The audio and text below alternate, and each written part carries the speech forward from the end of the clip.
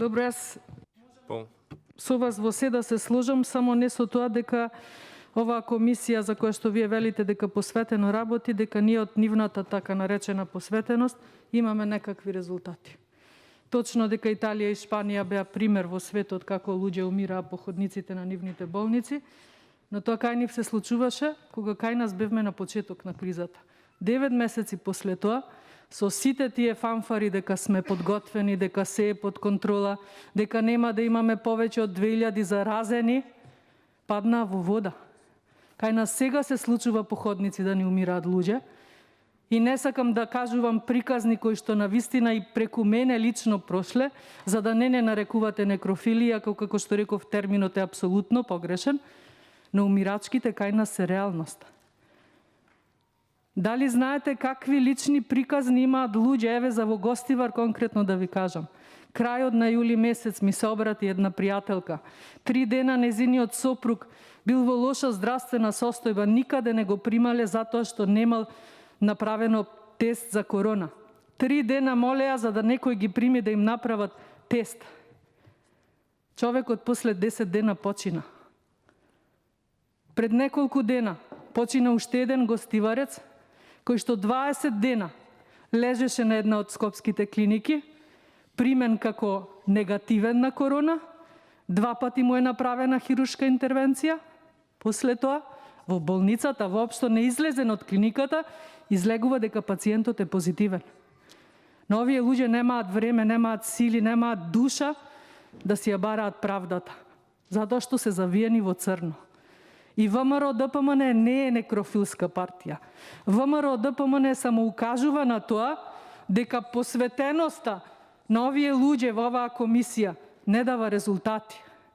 На овие луѓе дефинитивно им треба помош. Ако тие не ја бараат, еве ние се нудиме да помогнеме на ваков начин. Уште во март месец апелирав за тоа дека ни е десеткуван здравствениот персонал. Вие велевте се е под контрола. Хаос ни е во болнициве.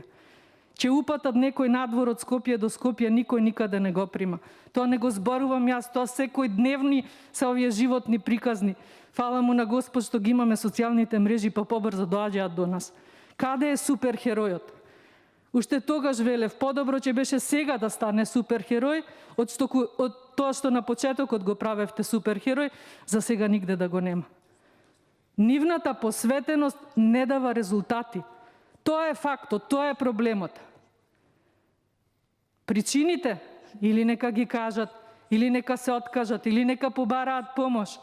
Не знам на друг начин како да ви кажам дека нешто не функционира. Точно дека здравствениот систем наназад години, може би цело време ова, сега излегува сите дупки на здравствениот систем, но тие се плаќаат со човечки животи. Тоа е најтрагичното и не е ВМРО ДПМН некрофилна, него бројот на смртни случаи ни е ужасно голем споредено со на милион жители. Во регионов сме лидери. Значи нешто не функционира. А кризна состојба прогласуваме, велиме уште полошо доаѓа, а ништо да не се менува. Ја не видов некој ден да се намали бројот на ново заразени или на починати, па да речеме има ефект од нешто. Очигледно дека нешто не функционира.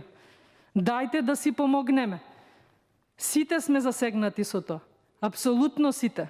Пресериозна е состојбава. А да не зборувам дека заради здравствената криза, економската ни е уште покатастрофална.